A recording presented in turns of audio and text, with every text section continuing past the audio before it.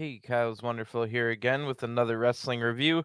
This time it's AEW Dynamite, or I'm sorry, Rampage from September 2nd, 2022, live from Chicago, Illinois. So we're only 2 days away from the biggest pay-per-view of the year, All Out. We've got ourselves a live Rampage right here in Chicago, the same arena as the Wild Dynamite just 2 days ago, and also the same arena that All Out will be held in 2 days' time. We should get some surprises and big moments tonight to help us get ready for Sunday. And we've also got one more match to decide for All Out. We'll see who takes on the Elite in the finals of the Trios tournament to crown the first ever AEW's Trios champions. Tonight, the second semifinal will be Best Friends, Orange Cassidy, Trent Beretta, and Chuck Taylor against Dark Order, who had to get a late replacement after Andrade El Idolo and Jose the Assistant took out 10 and Evil Uno because they wear masks and they were taken out with a taser of all things. So anyway, this now leads to Hangman Adam Page of all people being offering to be the third man to join Alex Reynolds and John Silver, and that means if Dark Order win tonight, it will be Hangman against the Elite at All Out. A lot of drama there. Also scheduled for tonight is a rematch from last week's Rampage, which doesn't happen very often in AEW. So maybe there's some big storyline points coming when Ruby Soho and Ortiz takes on Melo and Sammy Guevara for the second straight week. Ruby's still seeking revenge against Ty for slamming her wrist in the car door. Ortiz is mad about getting his head shaved. He also wants to beat up Sammy on Eddie Kingston's behalf. So maybe the big storyline point here will be Eddie. I hope so. I definitely miss having Eddie Kingston on TV. Eddie does have a match at All Out, however. It's not against Sammy. It'll be against New Japan's Tomohiro Ishii. So one other match has been announced for tonight's Rampage, which definitely leaves the door open for another surprise match to happen. But this other announced match is Ricky Starks taking on QT Marshall. Ricky's only 2 days away from one of the biggest matches of his career against former Team Taz partner Powerhouse Hobbs, who turned on Ricky, attacking his previously injured neck, and now Hobbs threatened QT Marshall and the other four members of the factory. Hobbs wants them to all take out Ricky Starks, and somehow one man who's clearly afraid of Ricky Starks to go get help was able to intimidate all five men in the factory. So we'll see what QT Marshall, the factory, and Powerhouse Hobbs has up their sleeves tonight. And at this point, Ricky needs to be very careful to avoid a 6-on-1 beatdown so he can get his revenge on Hobbs on Sunday. So here we go. This is a live episode of Rampage from September 2nd, 2022 in Chicago, Illinois, 2 days before All Out. Our announcers tonight are Jim Ross, Excalibur, and Chris Jericho, and Don Callis is also going to start them out, later being replaced with Tony Schiavone. So Rampage starts absolutely terribly. I could not think of a worse start other than maybe Brandy Rhodes coming out. So everyone's already in the ring, no entrances. The trios tournament match between Best Friends and Dark Order's already in the ring. Before I can even hit pause and go to YouTube to watch the entrances, Orange Cassidy was staring down Hangman in the ring, but Danhausen, who's not in this match, steps in front of Cassidy and curses Hangman Page. So what the crap is this? First off, how do you not have entrances on TV for your semifinal big match here? Second of all, you're going to tell me it's a joke right away at the beginning? Why is Danhausen in the ring just at the start of Rampage here? That's ridiculous. Who is this for? Why would people cheer this? It's ridiculous. So anyway, I go over to YouTube to watch the entrances. I'm already angry at the show at this point, and there are no entrances on YouTube, so that's just god awful. Hangman Page, no Hangman Page entrance with the Dark Order, no Best Friends entrance, and no way to explain why Danhausen's already in the ring. So that's crap. I press play on Rampage, and we also see the Elite are watching this match in the back. Danhausen gets ejected from ringside. So Orange tries to win right away with a roll up, and then he does a bunch of dumb stuff, which tells me what I'm watching is fake. This is ridiculous. So they tag out. Trent and Chuck come in, and so do John Silver and Alex Reynolds, and then Trent and Chuck hug. what a great start to Rampage here. Reynolds then gets taken out. Best friends try a Tower of Doom spot, but Hangman breaks that up, and then he holds John Silver like a baby. What am I watching? Orange Cassidy then does fake kicks, and this is crap. What the crap is this? What a crappy start to Rampage. This is ridiculous. So now everyone is brings some intensity to the match now after that point, but they already lost me with ridiculous things to start this match. They all brawl on the outside except for the legal men, which is Orange Cassidy and Silver apparently, and we go to a picture-in-picture ad break. So this is a worse tournament match than anything in that WWE Women's Tag Title tournament, and that was a terrible tournament. So no entrances, Danhausen in the ring, Orange Cassidy's fake crap, Hangman holding his partner like a baby. Who is this for? How is this entertaining, funny, or cool? It's fake, cringe, and anything but cool. So when we come back from the break, Hangman hits a fallaway slam on Orange. Trent and Chuck then double team power bomb Hangman right through the timekeeper's table. I didn't expect to see that. Reynolds is the legal man, and he hits a big strike, almost winning the match. Silver tags in. He hits a Kamigori kick and dives out to Trent and Chuck. Orange then hits a nice counter of an X-Plex into the Stun Dog Millionaire. Orange hits the beach break, and it's broken up by Silver. They throw Silver out of the ring, and Best Friends hit their triple team finisher, which won their last match in the tournament. But Hangman Page is back up from the table spot to break that up. Hangman then hits an Arihara moonsault to Trent and Chuck on the outside of the ring. Hangman then hits Deadeye on Orange and back in the ring, but Trent and Chuck are back in to break it up. Silver and Reynolds throw Trent and Chuck out of the ring, and Silver and Reynolds hit their great double teams, flurry of double teams here. Hangman was waiting on the outside of the apron for a buckshot lariat, but Trent spears him off the apron. Chuck then breaks up their double teams, and they hit a double team strong zero on Alex Reynolds outside of the ring. Chuck hits the awful waffle on Silver, but again, Hangman breaks up the pin at the last second. Hangman and Chuck now fight, but Orange hits an orange punch on Hangman. Silver then runs up behind Chuck and gets the 1, 2, 3. The winners of this match by pinfall, the Dark Order. So wow, another roll up here. Jeez. And the match did get going good. I just wish they hadn't ruined everything before the match got going. But anyway, I'll just move on from that. I didn't like it. It was ruined before it got going. This sets up a huge match at All Out where we can assume it'll be Hangman Page alongside John Silver and Alex Reynolds, and they'll take on the Elite, Kenny Omega, and the Young Bucks in the finals of the Trios tournament. The only part of this story I don't understand is why is Evil Uno still taken out. But anyway, that'll be to crown the first ever Trios champion, and that sounds like a great match with all the drama involving Hangman and his three opponents, the Young Bucks and Kenny Omega. The Young Bucks even asked Hangman to be their Trios partner, but Hangman chose to stay with Dark Order, who were there for Hangman when he won the world title, unlike the Bucks and Kenny. Well, Kenny was in the title match losing to Hangman, but you know what I mean.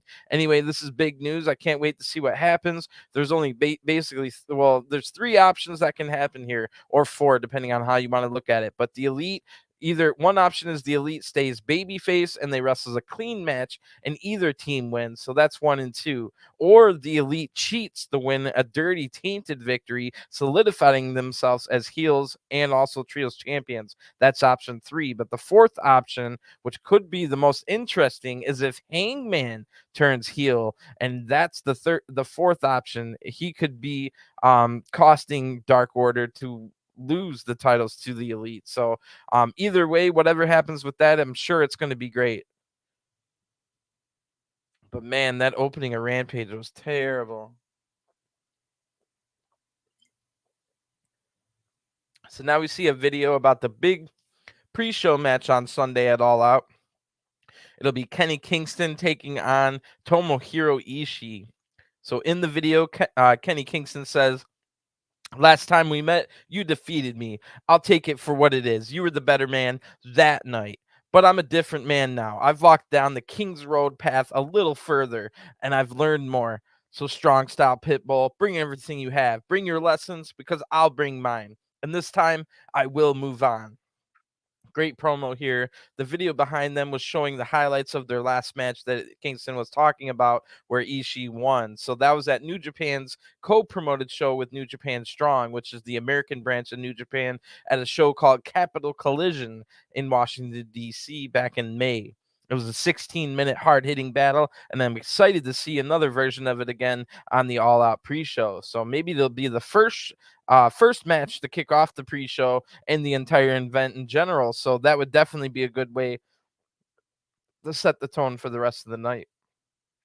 So when we come back from a commercial break now, the Lucha Brothers music hits, and Rey Fenix comes out to the ring by himself. Well, not by himself. He's got Alex Abrahantes, but Penta is not here. So it looks like a singles match. And wow, Fenix gets to the ring, and in the ring already is Blake Christian. So who we've only seen in AEW dark matches so far. Maybe with the win tonight, Blake Christian could have a chance to be the Joker for the Casino Ladder match at All Out, where there's 8 people, 1 Joker, and one of those people is already Rey Fenix. He's in that match. So an huge opportunity here for Blake Christian. If he can get the singles win over Fenix, he'd have to be in consideration for the Joker spot. Blake Christian's only 25 years old. He's a great high flyer, been wrestling all over the place ever since getting released by NXT at the end of 2022. There he went by the name of Trey Baxter, but since then, Blake Christian has worked hard, working for New Japan Strong and GCW, getting a lot of big matches against some of the world's best. So Blake recently lost matches on Dark to Powerhouse Hobbs and Roosh. However, those matches were really good, especially the Roosh one, which was just, you can check out that review on my Dark review this week. Really good match on Tuesday. So Blake Christian only has 1 win in AEW so far. That was against Rohit Raju, who's also on the fringes of AEW on Dark, the same spot that Blake's in right now. So this should be a good match here. This is a better matchup for Blake Christian against a man his own size, Rey Fenix, unlike Roosh and Powerhouse Hobbs, who are way bigger. So Fenix starts this match with some quick pins. He's looking to end it early so that he has a lot of energy left over for the Casino Ladder match on Sunday.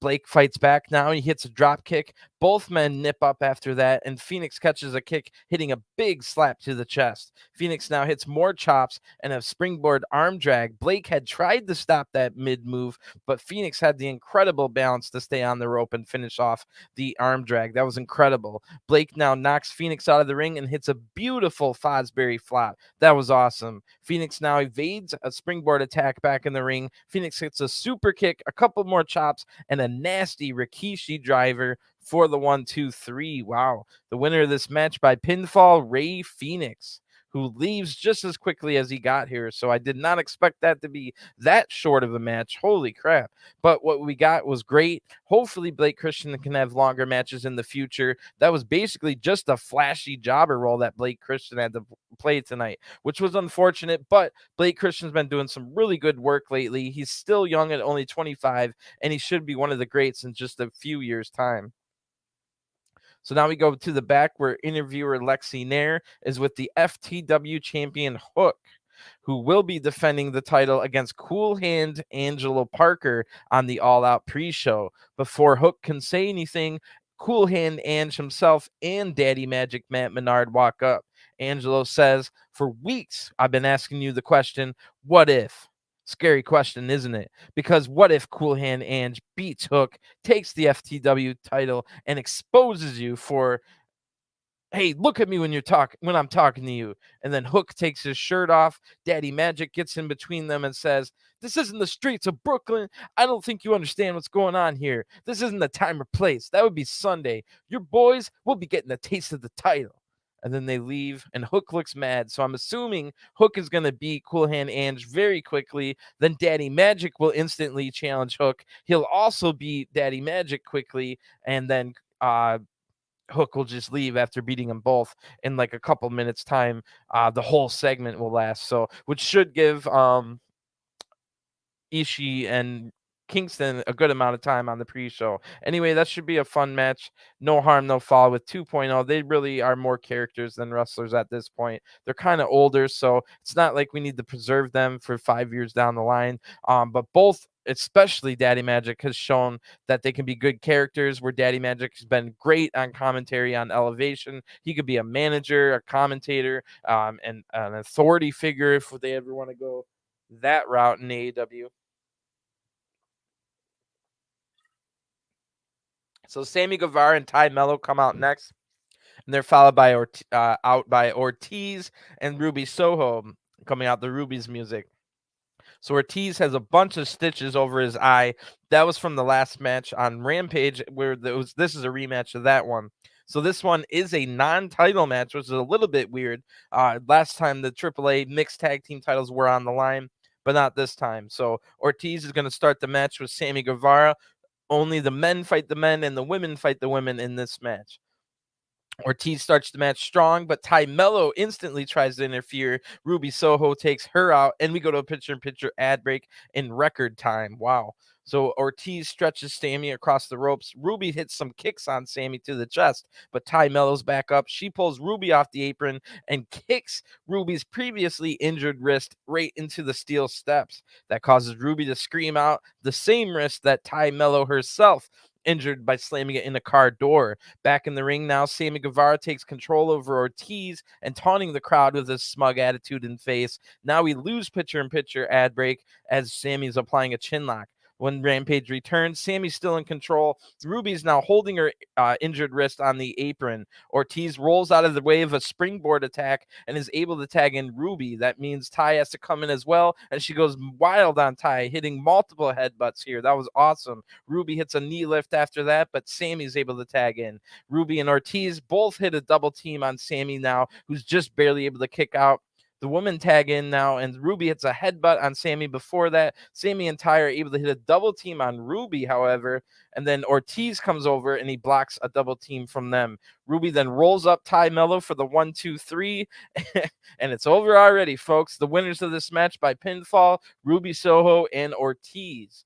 So, wow, now we know why the titles weren't on the line, so that they're going to have some 50-50 booking, and it looks like maybe they'll have a third match with the titles on the line, and we find out basically in 5 minutes that match is now announced for the All Out pre-show. It will be for the AAA mixed tag team titles, a third match between these four. So that's interesting. I was thinking maybe Sammy Guevara would be a good choice for the Joker in the casino ladder match, but that doesn't seem like that'll be happening now. Could you imagine the huge boos from the crowd, which would be hilarious if Sammy Guevara was the Joker? In the back now with interviewer Lexi Nair is Hangman Adam Page, Alex Reynolds, and John Silver. So, wow, we're already going to start the drama before that big trios finals match at All Out. Before anybody can say anything here, the slime ball, Don Callis, and the manager of the Elite, or Kenny Omega at least, walks in the room, and Don Callis says to Hangman, "I like the way you're handling your business, Hangman. It's great. A couple of weeks ago, 2 of your 3 best friends in the world asked for your help. You not only blew them off, but you show up with these guys? I had to find out about it on TV. This is unbelievable. Listen, screwing your friends over for power and money, that's not you. But I like the way you're handling business." Hangman says, "Get the hell out of here." Don Calliston says, "Well, I've been doing it for years. Trust me, it gets easier." And Don leaves, and Dark Order tell Hangman not to worry about it. But as we all know, the very anxious Hangman Page will indeed worry about this, and it might actually lead to Hangman screwing over Dark Order to become an even bigger slime ball than he thinks he already is. He thinks he would be doing it for the right reasons, but Hangman or will Hangman recognize that Omega and the Young Bucks are not good people? They're not people to trust. At the end of the day, they might treat Hangman just the same way they treat Brandon Cutler and Michael Nakazawa, just as someone to use while they gain power themselves. So very interesting indeed, and I can't wait to see how that match plays out. It's going to be full of drama at All Out. And like I explained earlier, 4 different possibilities. Setting up with this promo here sets up the possibility I was talking about earlier about Hangman turning on the Dark Order. So I have no idea how it's going to work out. You could have maybe there's an option I haven't thought about, and that would be maybe the Bucks. Maybe the Bucks break up. Maybe Matt likes what Hangman's been doing. Nick chooses to go with Omega, and then the Bucks get split up, and we have Omega and Nick against Matt and Hangman. So there's all kinds of different permutations that could come out of that trios title match at All Out. Looking forward to that. So now we go to a sit-down interview where Mark Henry has on one side Jade Cargill and the baddies, but no Stokely Hathaway. Stokely's been too busy assembling his new men's stable. But on the other side is Athena, who will challenge Jade Cargill for the TBS title at All Out. Mark brings up how Jade and Athena have been going at it for months. Mark then asks he asks Jade that Athena might be the best competition or the greatest competition yet for Jade. Jade says, well, to be honest, I should have moved on by now, 3 or 4 weeks ago. Athena says, well, the only reason this has been going on for so long is because you're afraid that I'm going to beat you. Jade then says, beat me? I'm tired of all these B words coming from the scene, thinking they deserve a shot at my belt. It doesn't work that way. Athena then says, every woman in this company deserves respect. We eat this. We breathe this. You come in here thinking you're better than everyone else. Jade then says, well, I am. Athena says, well, I'm going to beat you for every woman in the back who's had to deal with you and your attitude. And the segment ends. So, wow, that did nothing to get me excited for a big pay-per-view match. I liked how Jade destroyed Athena's wings that she made herself. I think that was last week on Rampage, but that didn't even get brought up here. The whole fighting for everyone in the back doesn't really do it for me. Most of the women in the back have already fought against Jade Cargill, sometimes twice, and they've lost. What do you want Jade to say? Of course she's better. She's won. So maybe she is a D-bag, but I mean, that's whatever. It doesn't make me want to see this match any more than I already did. But oh well, I mean, that match should be pretty good. I already did kind of want to see it. Like I said, I like the wings breaking segment from last week. And Athena has been putting in some good work on elevation. And to her point, Jade has just been chilling in the background, not really wrestling much and just beating everyone. But to say that's disrespectful, that's just a little too meta for me, because we're supposed to believe that these matches are real. So if we believe that, then Jade is better than everyone and doesn't need to do, you know what I'm saying? So it's a touchy situation. All right, so now when we come back from the ad break, Tony Schiavone's in the back. He's got the two teams that'll be in the AEW Tag Team title match at All Out. Your champion Swerve in Our Glory, which is Keith Lee, and Swerve Strickland will take on the Acclaimed, which is Max Caster and Anthony Bowens, and they are here with their new manager, Billy Gunn. Billy Gunn says, there's no doubt that you guys are great, but come Sunday, you'll be the second best tag team in AEW, which is BS. Matt Caster then says, that's right, most wins in AEW history, best homegrown team, and the #1 selling t-shirt. This is not your house, this is our house. Anthony Bowens then says, long story short, we're going to beat your Timon and Pumbaa looking butts, and we're taking home the gold because everyone loves the Acclaimed. Keith Lee then says, let me give you some advice. No more raps, no more jokes. In 48 hours, you have to prove to yourselves that you're more than just a stereotype.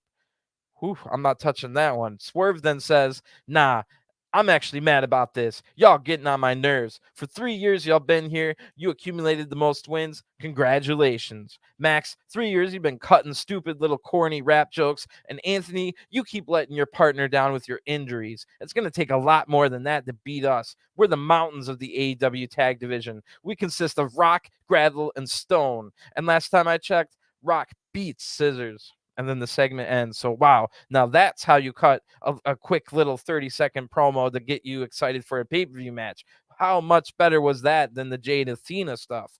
Other than this, I mean, no lies were told in this, other than the fact that if Swerve and Our Glory lose, they'll drop to the second best tag team. Because as we all know, FTR is clearly already the best tag team, if not the world, AEW. So speaking of FTR, their music hits now and they come out. They're holding on to the Ring of Honor, the AAA, and the IWGP tag team titles. Then Wardlow comes out with them as well. And don't worry, they're not dressed to wrestle, so it won't be another one of those quick squash matches like we saw on Dynamite.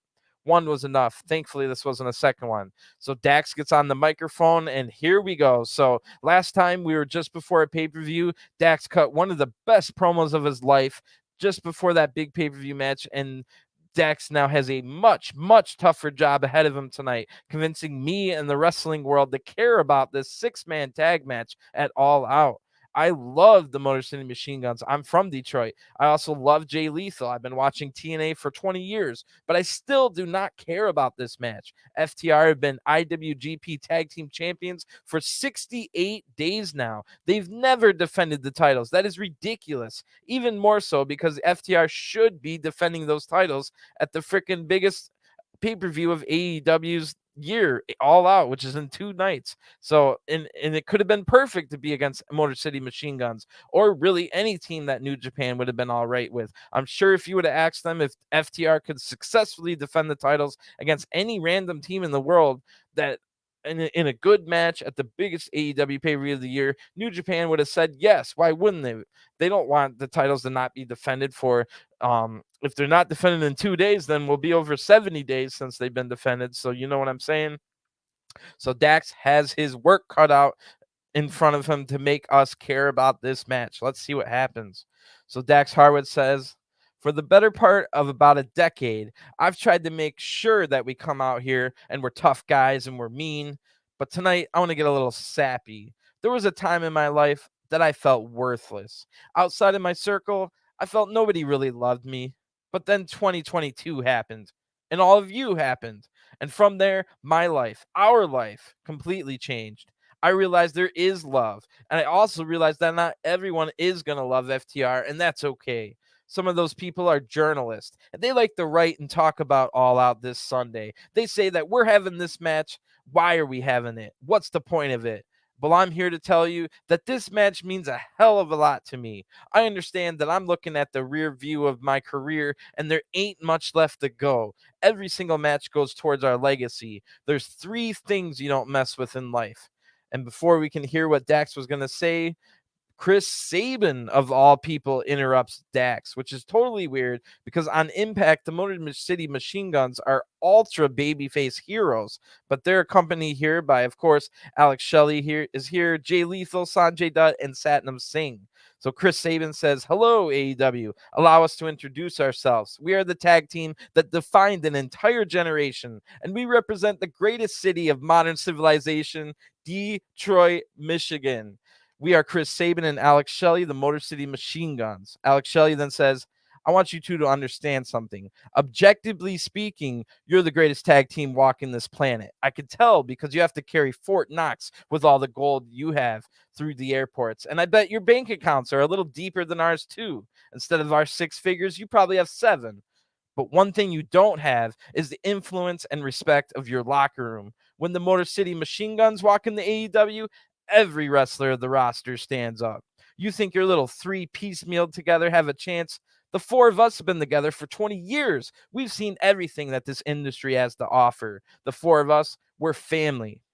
Great stuff here. Love them. I mean, I'm biased. I'm from Detroit, the greatest city in civilization. I can't believe he said that because nobody would say that. Not even me. So anyway, Sanjay then has a low blow here. We could have probably gone without this. I don't know why they had to add this part, but Sanjay makes fun of Dax's 8-year-old daughter, and Dax now has to be held back by Cash, and the segment ends. So wow, that was a little long and drawn out.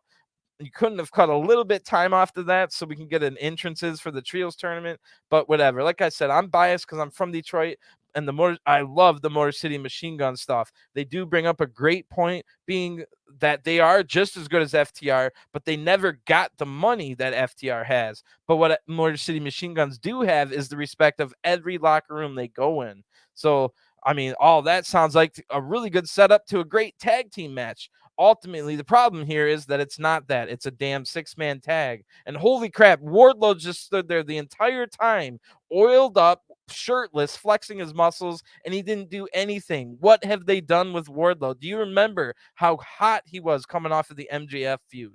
Then they give him a stupid Mark Sterling lawyer thing, and then really not too much. They gave him the TNT title, and what? Now he's wrestling. He was in his hometown Wardlow was in his hometown of Cleveland, relegated the Rampage in a squash match against Ryan Nemeth. And now he's in the 6-man tag at the biggest pay-per-view of the year. What are they doing with Wardlow? Let alone FTR should be damned defending those IWGP titles they've held for 68 days now. So anyway, Dak's reasoning for this match being important, him being saying that he doesn't have too many matches left, does the exact opposite of wanting me to see this match. It just hammers home the point even more that the FTR team should be having more important matches than this if they don't have too many matches left in their careers. So hopefully this will lead to maybe something big at Grand Slam. That's the next big event for AEW in only 3 weeks time at the Arthur Ashe Stadium in New York. So maybe it'll make up for that. It'll be something like FTR against Motor City Machine Guns, maybe it'll be a different team and they'll save an FTR Motor City Machine Guns for the next time they're in Detroit. I would love to see that in person for sure. So good stuff there. Could have been better. Doesn't make me care about the match, but it was probably one of the better segments of this entire show. So anyway, it's main event time. But first, we've got our interview with Mark Henry. Ricky Starks is on one side, and QT main event Marshall is on the other. So he's all alone for some reason, which is weird.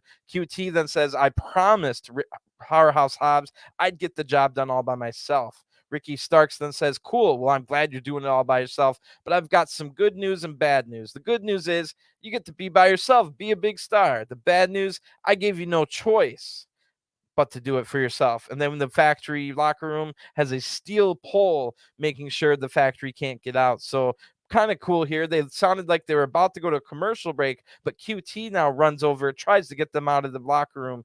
Ricky Starks then has a sneak attack and he drags QT Marshall to the ring. So no entrances for the main event either. And somehow they managed to make a live Rampage feel like an old, stale, recorded version of Rampage. So all the excitement I had for this show being live and only 2 days before All Out has really kind of led me to be disappointed overall in this show. Wow. So what are you gonna do, right? All Out should be amazing, so whatever. And then we break the picture-in-picture ad break record for the second time in a row this episode, because earlier we went there in about 10 seconds. This one happened about 5 seconds after the match started. So what the crap is this abomination of a Rampage? I enjoyed Elevation and Dark more this week than this. Of course, I didn't have any expectations for those shows, but still, QT Marshall now has been in control all ad break, and he does the Ricky Starks pose, which we didn't even get to see Ricky do that pose because they didn't have entrances. So just before we come back from the break, Ricky hits a superplex. Ricky then hits a DDT, almost winning the match, and now here comes the factory. Nick Camarado hands QT a watch, but Ricky ducks under this watch attack. QT then gets a pin with his feet on the ropes. The referee sees it and stops that. Cole Carter tries to hit Ricky Starks from outside, but he gets destroyed with a huge lariat. That looked awesome. Nick Camarado then gets sent into the steps. That looked kind of botched. And then QT Marshall hits the diamond cutter. And wow, for a year now, maybe over a year, anytime that QT Marshall's in the match, they tell us all about how nobody's ever kicked out of the diamond cutter. And then it happens here. Ricky Starks kicks out at 1 out of the diamond cutter. The announcers barely mention it. Excalibur went, "Oh, it's been a long time since we've seen anybody kick out." Mother effer, you're the guy that tells me all the time, "Oh, nobody's kicked out of QT Marshall's." You're the same guy that tells me nobody's kicked out of it. So what is that crap? Anyway, Ricky hits a spear and a Rochambeau to get the 1-2-3. The winner of this match by pinfall is Ricky Starks.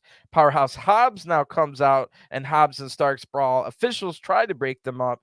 Then Bryan Danielson, of all people, walks out. He gets in Jericho's face, who was doing commentary, and only for about 5 seconds, and then Rampage ends. So, wow. Maybe it was just my expectations for this being a live Rampage 2 nights before All Out, but I mean, it is what it is. In my opinion, this Rampage absolutely sucked.